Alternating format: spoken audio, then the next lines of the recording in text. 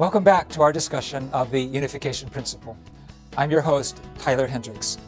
In our last session, we learned that in order to manifest our original value, we need to direct our desires toward the good, according to the conscience, and following the God-centered four-position foundation, based on loyalty, fidelity, and filial piety. This is the standard that can guide our lifestyle to achieve true human happiness. But we all admit that we need to do some growing to get to that place. How do we grow? Is it by our own self-discipline? Does it just come down from God's grace?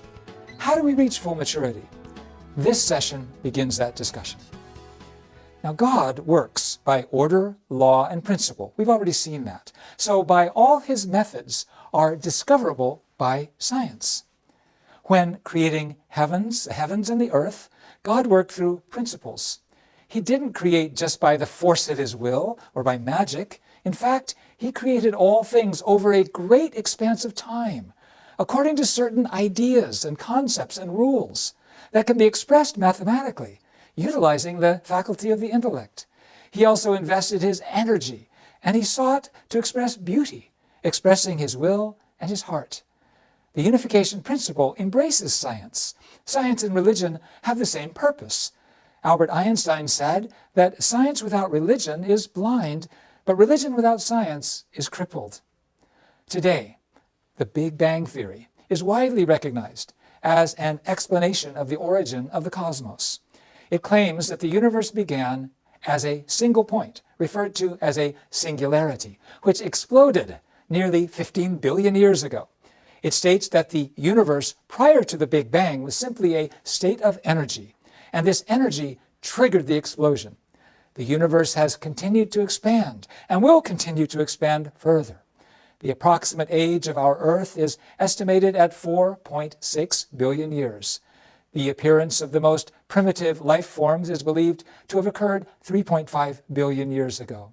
So God has spent a great deal of time to create human beings, starting from the lowest stages and gradually progressing to higher stages of existence, from the subatomic to the atomic, molecular, unicellular, plant, and finally animal stages.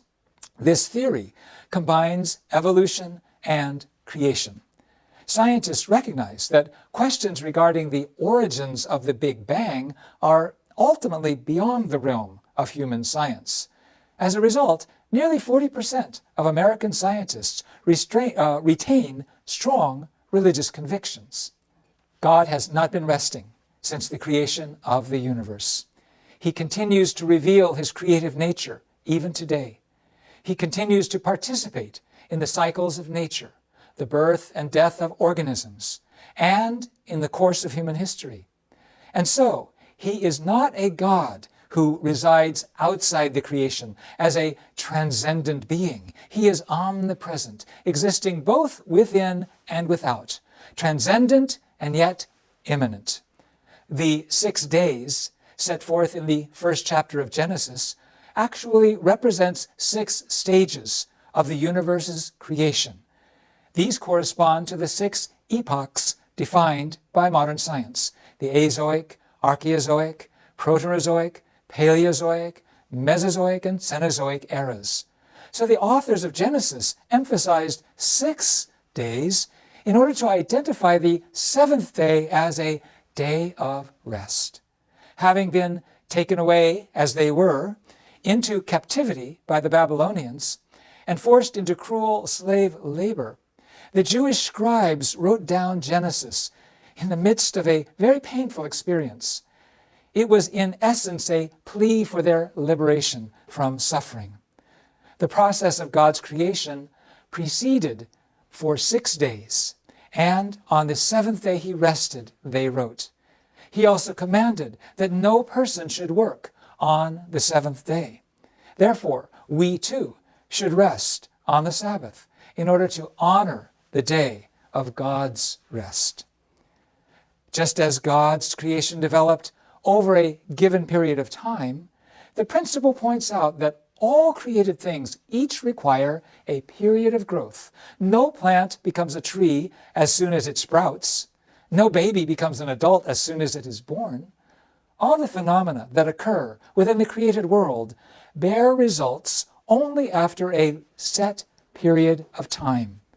This is because all things were designed for a specific period of growth in order to reach maturity.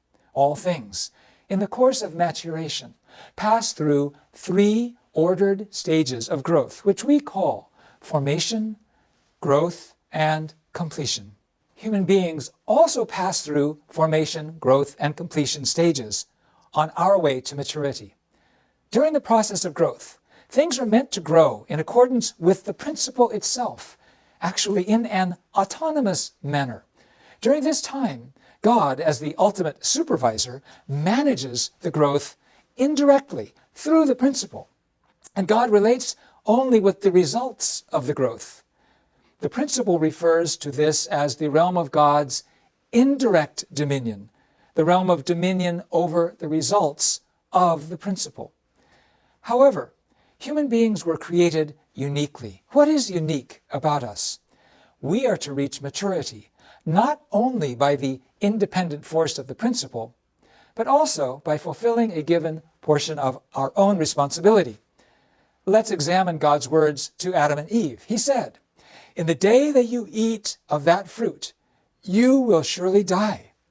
So this meant that the decision to obey and not eat the fruit, or to disobey and eat the fruit, was never God's decision. It was Adam and Eve's decision. Thus, our completion is not dependent solely upon God's power. God didn't give a commandment to any other animals, any other creations, just to us. He gave us human responsibility. We need to fulfill that to become complete.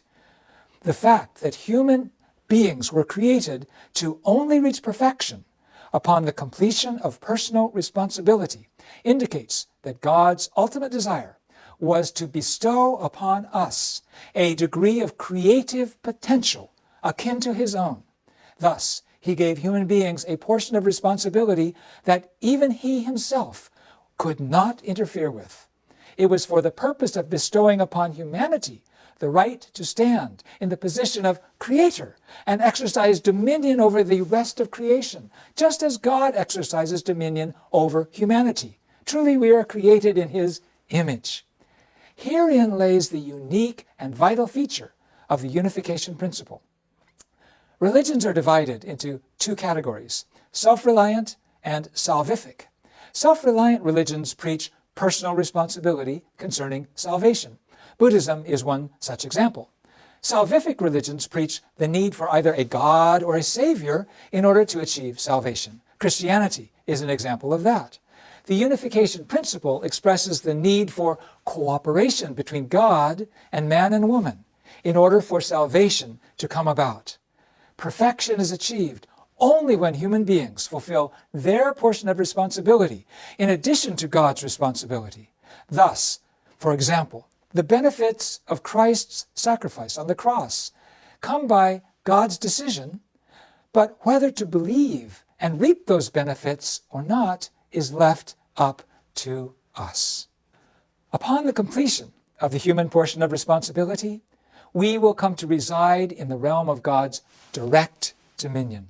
The realm of God's direct dominion refers to a state of living in unity of heart with God, as a perfected man and woman who come together to form a family 4-position foundation, wherein they engage in a life of goodness while exchanging love and beauty. Such human beings would live in harmony as unique members of the same body, all receiving signals from a central nervous system, as it were, and all understanding the heart of God, knowing his will, and fulfilling the purpose of creation in perfect accordance with it. This acquisition and experience of Emmanuel in our lives, which means God with us. How wondrous it is to be able to say, God is always with me. God eats, God sleeps, comes and goes, is glad or sad together with me. How wonderful that is. That is God's purpose, and that is the reality of the direct dominion. I hope that each of you can reside within the realm of God's direct dominion and become Emmanuel, moving when God moves, resting when he rests. Now we come to the question of life after death.